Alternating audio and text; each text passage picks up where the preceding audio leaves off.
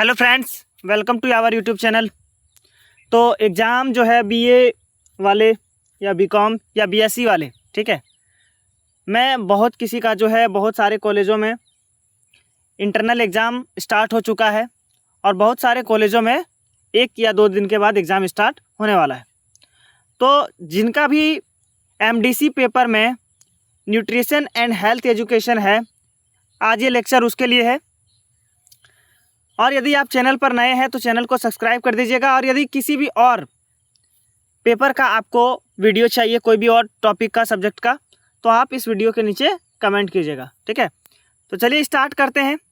ये जो पेपर है 75 मार्क्स का होगा, ठीक है, जिसमें पास मार्क्स जो है आपका 30 नंबर का है। तो बिना देरी किए स्टार्ट करते हैं, देखते हैं कि इसमें से क्या क्या इंपॉर्टेंट क्वेश्चन बन सकता है। तो इसमें हम लोगों को 3 यूनिट्स पढ़ने हैं। 3 यूनिट में से हम लोग 15 क्वेश्चन जो है वो सिलेक्ट किए हैं जो बहुत ज़्यादा इंपॉर्टेंट है, ठीक है। और वो 15 क्वेश्चन में से जो पहला क्वेश्चन है, और इससे एग्जाम में एक भी क्वेश्चन बाहर नहीं जाएगा, ये चीज़ याद रखिएगा और ज़्यादा से ज़्यादा शेयर कीजिएगा इसको, ठीक है। तो पहला जो क्वेश्चन है कि कार्बोहाइड्रेट से क्या समझते हैं, इसके वर्गीकरण एवं प्रमुख स्रोतों का वर्णन करना है। तो जो कार्बोहाइड्रेट है ये हमारे दैनिक आहार का एक महत्वपूर्ण पोषक है। जितना भी हम लोग खाना खाते हैं प्रतिदिन, उसमें से एक महत्वपूर्ण पोषक है कार्बोहाइड्रेट। यह क्या करता है, शरीर को ऊर्जा देता है, प्रोटीन की बचत करने में, वसा में भी बहुत ज़्यादा हेल्प करता है। शरीर का जो विभिन्न क्रिया है, बहुत सारा काम है, उसको सुचारू रूप से सही ढंग से चलाने में यह बहुत ज़्यादा सहायता करता है। रासायनिक रूप से कार्बोहाइड्रेट ऐसे यौगिक है जो कार्बन C, हाइड्रोजन H तथा ऑक्सीजन O से बना होता है। इसका सामान्य सूत्र जो है वो CxH2O अंडर ब्रैकेट और Y होता है। अगर इसका वर्गीकरण का बात करेंगे, सबसे अधिक ऊर्जा देने वाला जो है वो कार्बोहाइड्रेट है, याद रखिएगा। शरीर को ऊर्जा प्रदान करने में कौन मदद करता है, कार्बोहाइड्रेट। इसका वर्गीकरण कैसे किया जाता है, तो इसको जटिलता के आधार पर, संरचना एवं जटिलता के आधार पर 3 भागों में बांटा गया है। तो जो पहला वर्गीकरण है वो क्या है, मोनोसेकेराइड, जिसको एकल शर्करा भी बोला जाता है। एकल शर्करा, द्विशर्करा और बहुशर्करा, ठीक है। तो ये जो सबसे सरल कार्बोहाइड्रेट होता है, इन्हें और छोटे भागों में हाइड्रोलाइसिस नहीं किया जा सकता। ये शरीर द्वारा सीधी अवशोषित होकर ऊर्जा प्रदान करती है, जैसे ग्लूकोज, फ्रुक्टोज, ठीक है, ये सब। इसका स्रोत का बात करेंगे तो फल हो गया, शहद हो गया, दूध हो गया, फलों का रस हो गया, ये सब। द्विशर्करा का बात करेंगे तो ये 2 मोनोसेकेराइड अणुओं के जुड़ने से बनता है। तो जब 2 एकल शर्करा जुड़ता है तब द्विशर्करा का निर्माण होता है और शरीर में एंजाइम की सहायता से ये मोनोसेकेराइड में टूटकर अवशोषित हो जाता है। इसका भी वही एग्जाम्पल है। इसका अगर हम लोग एग्जाम्पल स्रोत का बात करेंगे तो चीनी हो गया, गुड़ हो गया, दूध हो गया, ठीक है, मिठाई हो गया, ये सब इसका उदाहरण है। अगर बहुशर्करा का बात करेंगे तो बहुशर्करा क्या है, ये अनेक मोनोसेकेराइड, जब बहुत सारे मोनोसेकेराइड को जोड़ देंगे, मिला देंगे, तो वो किसका निर्माण करेगा, बहुशर्करा का, ठीक है। इन्हें तोड़ने में बहुत ज़्यादा अधिक समय लगता है क्योंकि ये दीर्घकालीन ऊर्जा प्रदान करता है, लंबे समय तक हमारे शरीर को ऊर्जा देता है। इसके अलावा इसका स्रोत का बात करेंगे तो अनाज, दाल, आलू, चावल, गेहूँ, मक्का इत्यादि। कार्बोहाइड्रेट का प्रमुख स्रोत का बात करेंगे तो प्रमुख स्रोत क्या है इसका, अनाज एवं जो मिलेटस से मिलने वाला है, चावल, गेहूं, मक्का, ज्वार, बाजरा, ये सब से मिलता है। कंदमूल का बात करेंगे तो आलू, शकरकंद, अरबी, कसावा, ये सब में कार्बोहाइड्रेट पाया जाता है। शर्करा युक्त पदार्थ का बात करेंगे तो गन्ना, चीनी, गुड़, शहद, ठीक है, मोलासेस, ये सभी में कार्बोहाइड्रेट पाया जाता है। फल सब्जियों में भी पाया जाता है, केला, सेब, अंगूर, गाजर, बीट और अन्य सब्जियों में पाया जाता है। इसका कार्य का संक्षेप में लिखा है, कार्य का भी हम लोग बात पहले कर चुके हैं कि शरीर को सबसे ज़्यादा ऊर्जा देता है, ठीक है, प्रोटीन का बचत करता है तथा वसा के उपयोग में सहायता करता है। इसके अलावा मस्तिष्क का जो तंत्रिका तंत्र है उसमें भी ग्लूकोज का प्रमुख स्रोत से बहुत ज़्यादा काम होता है। इसके अलावा देखते हैं कि दूसरा नंबर प्रश्न, प्रोटीन क्या है। कार्बोहाइड्रेट पढ़ लिए, अब प्रोटीन के बारे में पढ़ेंगे। तो प्रोटीन जो है हमारे शरीर के लिए बहुत ज़्यादा अत्यधिक पोषक तत्व माना जाता है। यह शरीर को वृद्धि करने में और ऊतकों का जो मरम्मत है, एंजाइम, हार्मोन, प्रतिरक्षा, तत्व तथा ऊर्जा प्रदान करने में भी बहुत ज़्यादा भूमिका निभाता है। इसके अलावा प्रोटीन का वर्गीकरण का बात करेंगे तो प्रोटीन का जो वर्गीकरण है निम्न आधारों पर वर्गीकृत किया जाता है। एक संरचना के आधार पर, आकार के आधार पर, पोषणीय गुणवत्ता के आधार पर। तो संरचना के आधार पर यदि इसका वर्गीकरण किया जाता है तो समझिए कैसे किया जाता है। एक सरल प्रोटीन में और एक संयुक्त प्रोटीन में। सरल प्रोटीन क्या है? ये अमीनो अम्ल से बना होता है और जल का अपघटन सिर्फ अमीनो अम्ल देता है, जैसे एल्ब्यूमिन, ग्लोब्यूमिन, प्रोलामिन, हिस्टोन इत्यादि, ये सब इसका सरल प्रोटीन का उदाहरण है। संयुक्त प्रोटीन का बात करेंगे तो बहुत सारा प्रोटीन अगर भाग लेता है, गैर प्रोटीन भी भाग लेकर के रखता है, जैसे लिपोप्रोटीन, ग्लाइकोप्रोटीन, फॉस्फोप्रोटीन, क्रोमोप्रोटीन, ये सब एग्जाम्पल है किसका? संयुक्त प्रोटीन का।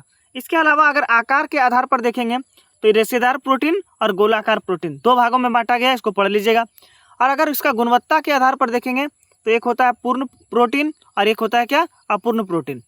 ठीक है, तो ये तीन भागों में विभाजित किया जाता है। अगर इसका स्रोत का बात करेंगे, प्रोटीन का स्रोत, तो स्रोत क्या है? जो पशुओं से स्रोत पाया जाता है वो दूध में और दूध से बनने वाले अन्य पदार्थ जैसे दही, पनीर, छाछ, इन सभी में प्रोटीन पाया जाता है।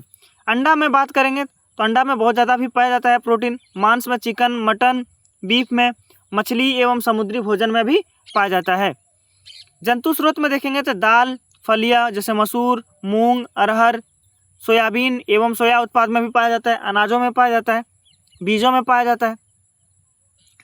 प्रोटीन का कार्य जो है शरीर में वृद्धि एवं मरम्मत का सहायता करता है। एंजाइम, हार्मोन एवं प्रतिरक्षा, एंटीबॉडी बनाने में बहुत ज़्यादा मदद करता है। और भी इसका देख लीजिएगा इसका कार्य क्या क्या है। इसके अलावा अगला जो प्रश्न है 3 नंबर, अमीनो अम्ल एवं आवश्यक अमीनो अम्ल से क्या समझते हैं, इसके महत्व को समझाइए।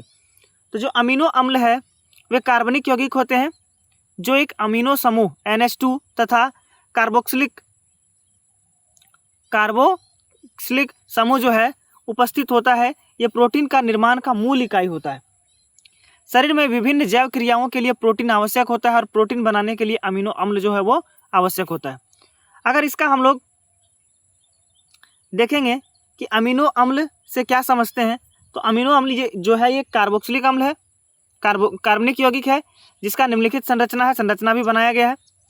इसके अलावा अगर देखेंगे कि आवश्यक अमीनो अम्ल से क्या समझते हैं, वे अमीनो अम्ल जिन्हें शरीर स्वयं नहीं बना सकता है। ठीक है, अमीनो अम्ल क्या है? जिसको शरीर स्वयं नहीं बना सकता है, पर्याप्त मात्रा में नहीं बना सकता है, उन्हें आवश्यक अमीनो अम्ल कहते हैं।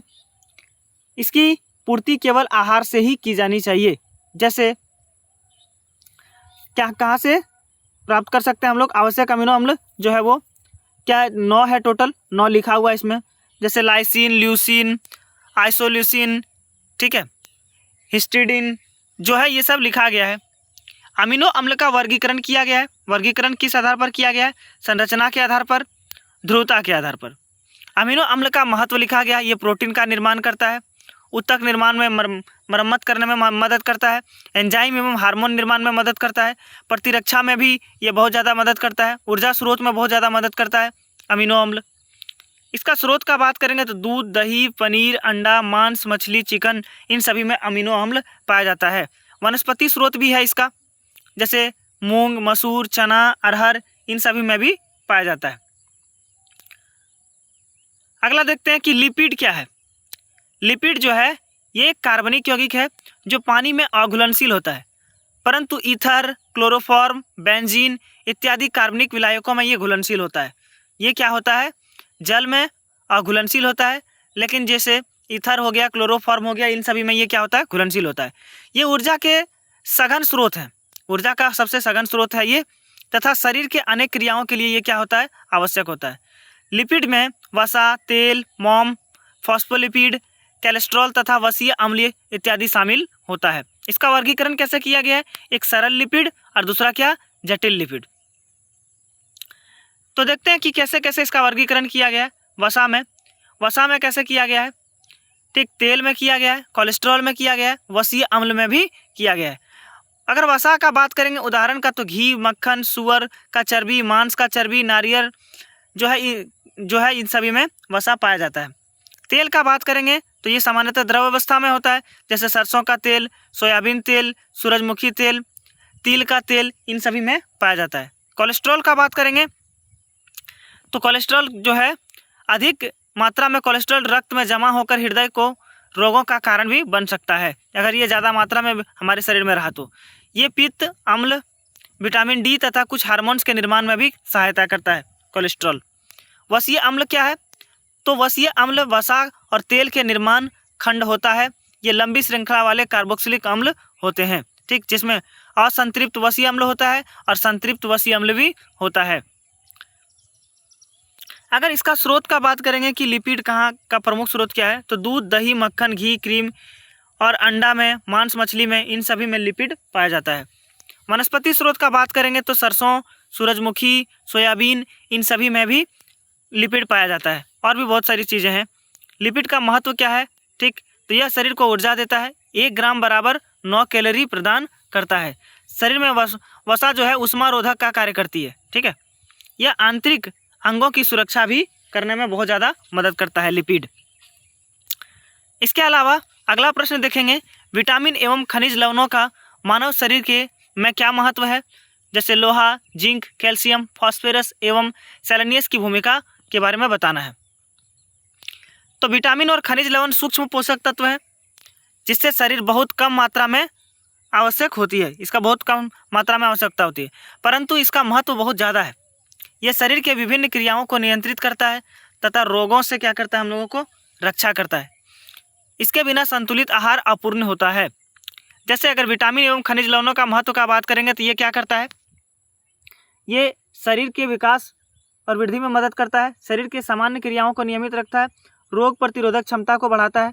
इसके अलावा हड्डी, दांत, रक्त, मांसपेशियों तथा तंत्रिका तंत्र को सुचारू बनाता है, ठीक है। अगर इसका कमी होगा पोषक तत्व का या विटामिन का, तो शरीर में बहुत सारे रोग देखने को मिल सकता है। जैसे लोहा हो गया, लोहा यानी हीमोग्लोबिन के निर्माण में सहायता करता है, जो ऑक्सीजन को शरीर के सभी भागों तक पहुंचाने में मदद करता है। आयरन, जिंक का बात करेंगे तो वृद्धि एवं विकास में सहायता करता है, रोग प्रतिरोधक क्षमता को बढ़ाता है, घाव भरने में मदद करता है।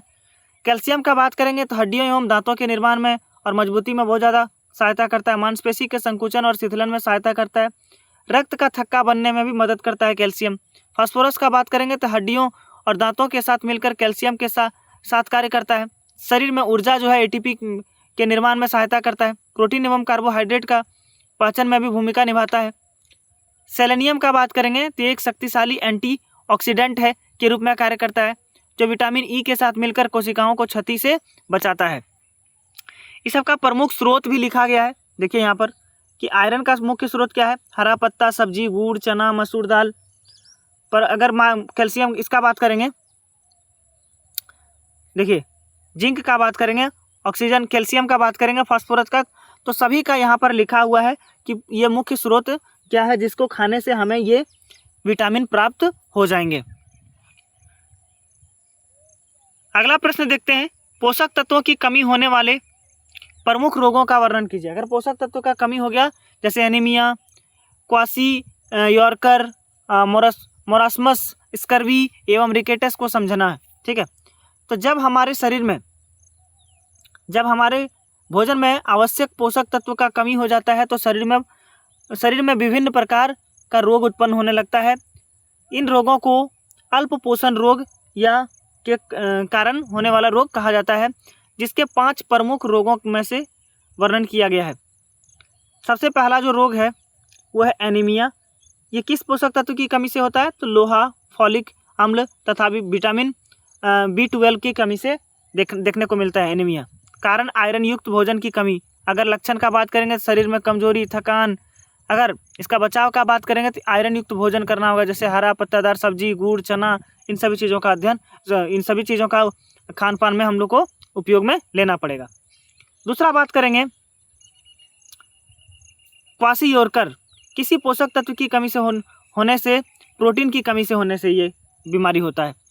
भोजन में प्रोटीन का अत्यधिक कमी हो जाएगा तो ये क्वासियोर्कर बीमारी देखने को मिलेगा। लक्षण क्या है, तो शरीर में सूजन, पेट, चेहरा और बालों का भूरा व झड़ना, त्वचा का रूखा और छिलना। बचाव और उपचार का बात करेंगे तो दूध, अंडा, मांस, सोयाबीन, इन सभी चीज़ों का सेवन करना पड़ेगा। मरासमस का बात करेंगे तो ये किसकी कमी से होता है? ऊर्जा और प्रोटीन दोनों की कमी से ये बीमारी देखने को मिलता है। कारण क्या है कि भोजन में इन सभी चीज़ों का लंबे समय तक अल्प पोषण, बार बार दस्त, बुखार इत्यादि के कारण ये देखने को मिलता है। लक्षण का बात करेंगे तो शरीर बहुत पतला दुबला हो जाएगा, पसलियों और हड्डियों में स्पष्ट दिखने लगेगा। उपचार का बात करेंगे तो आपको क्या करना होगा? दाल, दूध, घी, तेल, फल इत्यादि का आपको सेवन करना पड़ेगा। स्कर्वी का बात करेंगे तो यह विटामिन सी की कमी से होता है, बहुत पहले से आप लोग पढ़ते आ रहे हैं। ठीक, मसूड़ों में खून आना, दांत हिलना, घाव भरने में देरी, ये सब चीज़ों का कारण बन सकता है, विटामिन सी नहीं है तो। रिकेटस का बात करेंगे तो यह विटामिन डी की कमी तथा कैल्शियम की कमी से होता है, हड्डियां मुलायम हो जाती है। इसके अलावा सीने की हड्डियां बाहर निकलती है, दांत देर से आना, वृद्धि रुकना। इसको अगर सेवन करना होगा क्या बचाव के लिए, तो दूध, दही, पनीर, हरी सब्जियां, तिल, बादाम इत्यादि का सेवन आपको करना होगा। अगला प्रश्न देखते हैं, मानव के विकास के साथ भोजन में परिवर्तनों का वर्णन कीजिए। कैसे कैसे भोजन का विकास हुआ? पूरा पाषाण, मध्य पाषाण, नव पाषाण काल का खाद्य व्यवस्था को भी समझना है कि कैसे कैसे खाना का विस्तार हुआ, विकास हुआ। तो मनुष्य के विकास के साथ साथ भोजन में भी निरंतर परिवर्तन होता रहा। प्रारंभ में मानव जो भोजन प्रकृति से मिलता था, जैसे आगे चल करके लोग क्या करने लगे, इसको शिकार करने लगे, खेती करने लगे, पशुपालन करने लगे और विभिन्न प्रकार के खाद्य पदार्थों को भी बनाना क्या कर लिए, सीख लिए। ठीक है, लेकिन जैसे जैसे मानव का विकास हुआ उसके साथ साथ भोजन का भी विकास हो गया। प्राकृतिक भोजन पर निर्भरता, जैसा मिला वैसा खाया, लेकिन शिकार संग्रह पर निर्भरता था। मांस, फल, कंद मूल इत्यादि, आग एवं उपकरणों का उपयोग हुआ, भोजन पकाना सीख गया। फिर इसके बाद खेती करने लगे लोग, पशुपालन, अस्थायी जीवन जीने लगे, अनाजों का उपजाऊ होने लगा, दूध, दाल, सब्जियां इत्यादि उपजाने लगे। तो जैसे जैसे मनुष्य का विकास हुआ वैसे वैसे भोजन का भी विकास होता गया। पूरा पाषाण काल का बात करेंगे तो यह मानव विकास का सबसे प्रारंभिक काल माना जाता है। यहाँ जंगली जानवरों को मारकर खाया जाता था, मछली, अंडे, जंगली फल, ठीक, कंदमूल भोजन प्रकृति से ही प्राप्त होता था। ठीक है, और ये लोग कच्चा भोजन ही खाते थे। ठीक, आग की खोज इसके काल के अंत में हो गई थी। इसके बाद मध्य पाषाण काल का बात करेंगे तो यहाँ पर लोग मांस, मछली, ठीक है, पक्षी, अंडे, जंगली फल, बैर, जामुन ये सब खाते थे और आग पर भोजन पकाना इन लोगों ने सीख लिया था। इसके बाद नव पाषाण काल में क्या हुआ कि अनाजों का ज़्यादा उपयोग करने लगे, गेहूँ, जौ, बाजरा, चावल, दाल, मसूर। ठीक, इसके अलावा भोजन पकाना, भंडारण करना भी और नियमित भोजन का आदत भी विकसित होने लगा था। ठीक, तीनों काल में। अगला प्रश्न देखते हैं कि भारत में प्रमुख खाद्यान्नों के भौगोलिक वितरण का वर्णन कीजिए। कि भारत में जो है प्रमुख खाद्यान्न का भौगोलिक वितरण कहाँ कहाँ पर, कौन से अनाजों का ज़्यादातर उत्पादन होता है, इसके बारे में पढ़ेंगे।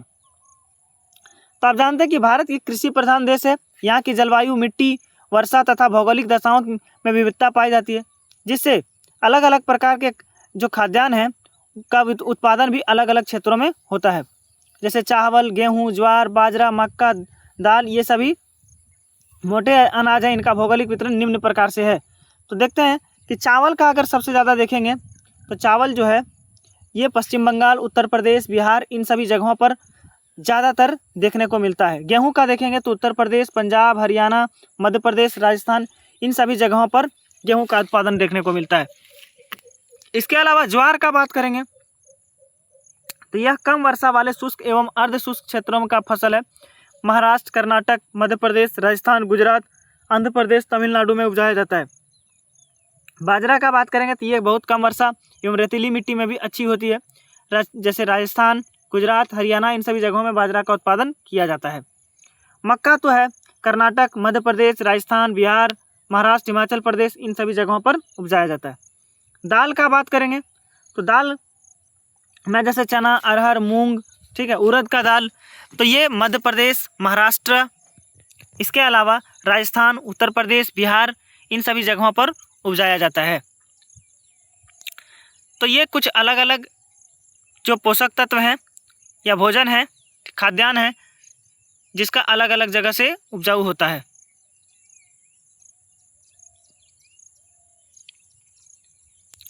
संतुलित आहार क्या है, इसको समझेंगे हम लोग। संतुलित आहार क्या है? संतुलित आहार के प्रमुख घटकों एवं महत्व का व्याख्या करना है। तो संतुलित वह आहार है जिसे सभी पोषक तत्व उचित मात्रा में या उचित अनुपात में पाए जाते हैं। अगर सभी पोषक तत्व आपको उचित मात्रा में मिल रहा है तो उसको क्या कहेंगे? संतुलित आहार कहेंगे, जो शरीर को ऊर्जा, विकास, मरम्मत एवं रोगों की रक्षा करने के लिए बहुत ज़्यादा आवश्यक होता है। संतुलित आहार का प्रमुख घटक क्या है? तो प्रमुख घटक इसके बहुत सारे हैं। पहला जो घटक है वो संतुलित आहार के लिए कार्बोहाइड्रेट जरूरी है, और पहले ही हम लोग पढ़ चुके हैं कि कार्बोहाइड्रेट किस में पाया जाता है। प्रोटीन के बारे में भी पढ़ चुके हैं, प्रोटीन कहाँ कहाँ से प्राप्त होता है। वसा के बारे में, लिपिड के बारे में भी पढ़ चुके हैं। इसके अलावा जो विटामिन्स हैं, जैसे हरी पत्ती, फल, दूध, अंडा, मछली, इन सभी में विटामिन पाया जाता है। खनिज लवण का बात करेंगे तो दूध, दही, हरी सब्जियां, इन सभी में खनिज लवण पाया जाता है। जल का बात करेंगे तो पीने का स्वच्छ जल, सूप इत्यादि, ये सब बहुत ज़्यादा ज़रूरी है। आहार रेशा, इन सभी चीज़ों का बहुत ज़्यादा ज़रूरी है। किसमें कितना, कौन सा मात्रा में संतुलित आहार में दिया गया है कि अनाज एवं कंदमूल 40 से 45% खाना चाहिए। ठीक, ये सभी चीज़ें यहाँ पर चार्ट में दिखाया गया है। अगला देखते हैं संतुलित आहार का महत्व क्या है हमारे शरीर में। तो ये शरीर को क्या करता है? आवश्यक ऊर्जा प्रदान करता है, शरीर के विकास एवं वृद्धि में सहायता करता है। इसके अलावा जो ऊतकों का मरम्मत करता है, शरीर एवं मानसिक कार्यक्षमता को क्या करता है? बढ़ाता है।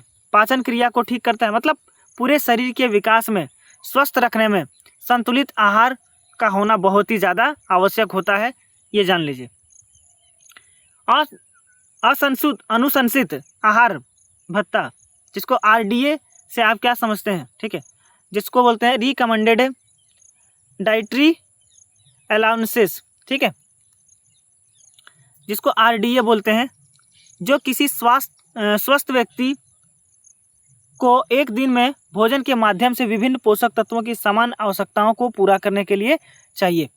यह मात्रा आयु, लिंग, शारीरिक अवस्था और कार्य की प्रकृति तथा जलवायु के अनुसार बदलती है।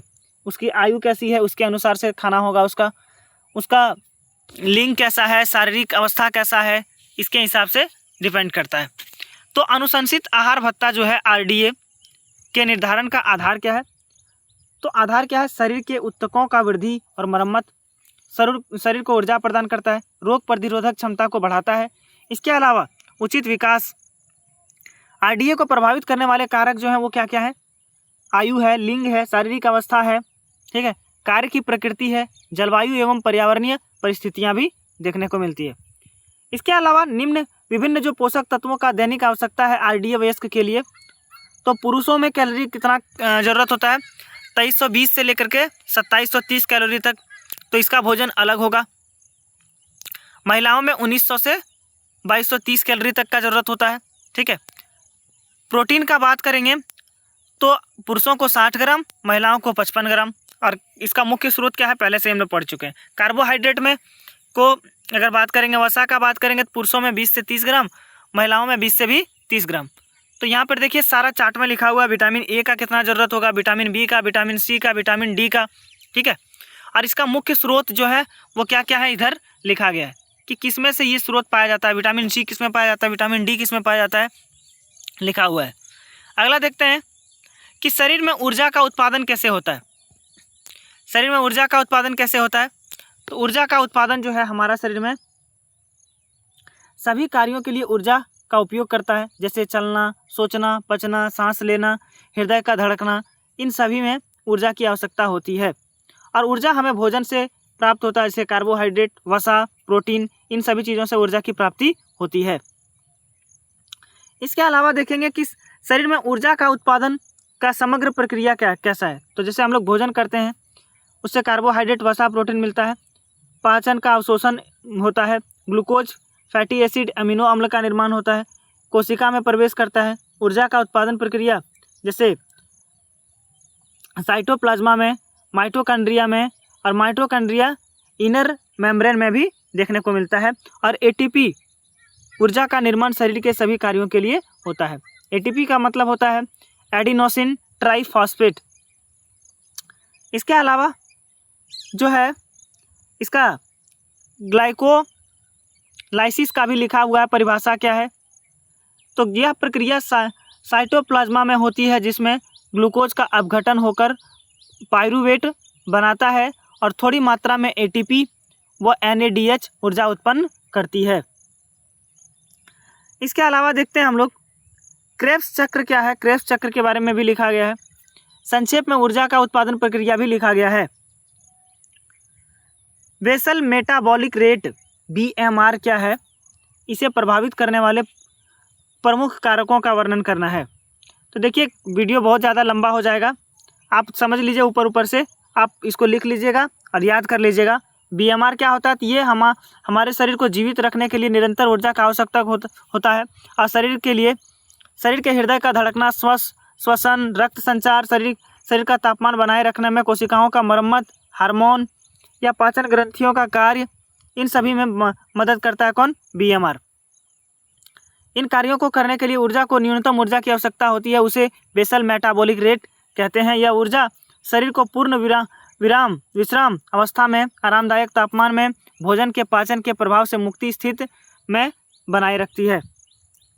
यह शरीर की न्यूनतम ऊर्जा की आवश्यकता है। यह सुबह खाली पेट, ठीक है, पूर्ण विश्राम अवस्था में मानसिक और शारीरिक कार्य न्यूनतम होने पर मापी जाती है BMR को। BMR को प्रभावित करने वाले बहुत सारे कारक हैं, जिसमें से आयु हो गया, लिंग हो गया, शरीर का आकार हो गया, ऊर्जा का क्षेत्रफल हो गया, इसके अलावा तापमान हो गया, शरीर की गतिविधि होगी, पोषण की स्थिति हो गया।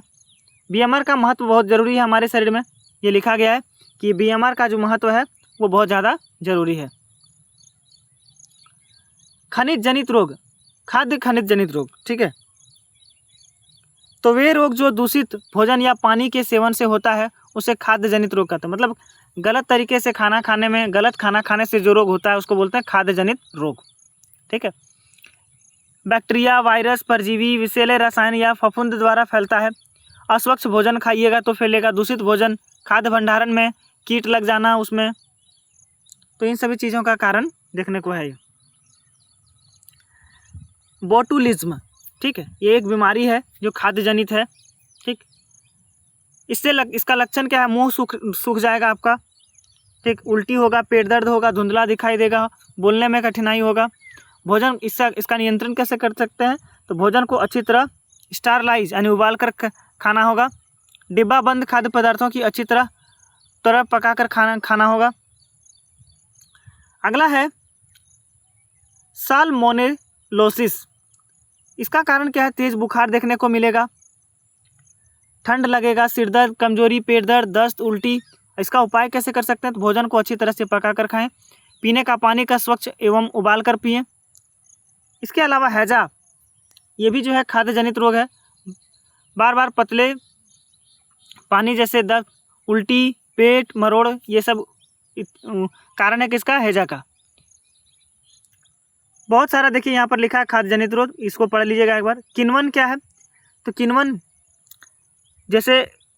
किण्वन एक जैव रासायनिक प्रक्रिया है जिसमें सूक्ष्म जीव जैसे यीस्ट हो गया, बैक्टीरिया हो गया, ये शर्करा को किस में बदल देता है, शर्करा को सरल पदार्थों में परिवर्तित करके इस प्रक्रिया में ऊर्जा उत्पादन होता है।